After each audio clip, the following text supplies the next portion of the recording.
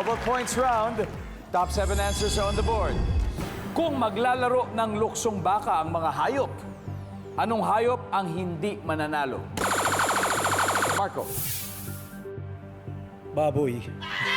Yung baboy. Kasi medyo mabigat. Medyo heavy guts. Nandiyan ba ang baboy? Okay.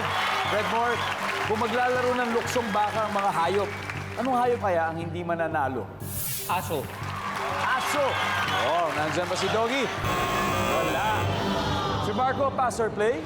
Play. All right, let's play this third round. Miss Christina, again, kung maglalaro ng luksong baka yung mga hayop, ano kaya yung hindi mananalo? Kambing. Kambing! Hirapan tumalo ng kambing. Nandiyan ba ang kambing? Walang kambing. Hindi mananalo. Hindi Again, mananalo. kung maglalaro ng luksong baka ang mga hayop, anong hayop ang hindi mananalo? Elepante. Yaon! Tsaka kung siya yung nandun, walang aabot sa Wala, kanya. oo. Elepante. Yep.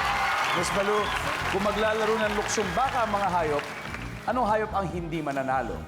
Daga. Daga! Daga! Good answer. Yeah! Daga! Mababa tumalon yata mga daga. Nandiyan ba ang daga? Wala ang daga. Sir Marco, again, kung maglalaro ng luksong baka mga hayop, anong hayop kaya ang hindi mananalo? Ahas. Ahas. Alright, let's see. Nandiyan ba si Ahas, hindi nakakatalon? Yes! That's right. Miss Christina, again, kung maglalaro ng luksong baka mga hayop, ang hayop na hindi mananalo. Manok. Manok! Nandiyan ba ang manok? Wala si manok. Eto na pagkakataon ninyo. John, anong hayop to? Isda.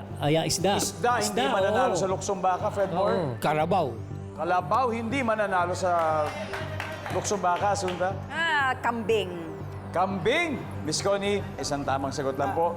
Ano kayang hayop ang hindi mananalo kung maglalaro sila ng luksong baka? Isda. Isda! Kasi siyempre, pag nandyan na isda, wala na, mamamatay na yan, nasa lupa na yan. Nandyan ba ang isda? Wala! Alright, we got 4 more left. Number 7, please. Langgam. Number 6. Pusa. Number 2. Kalabaw, tama si Fredmore. And finally, ang top answer natin dito ay pagong.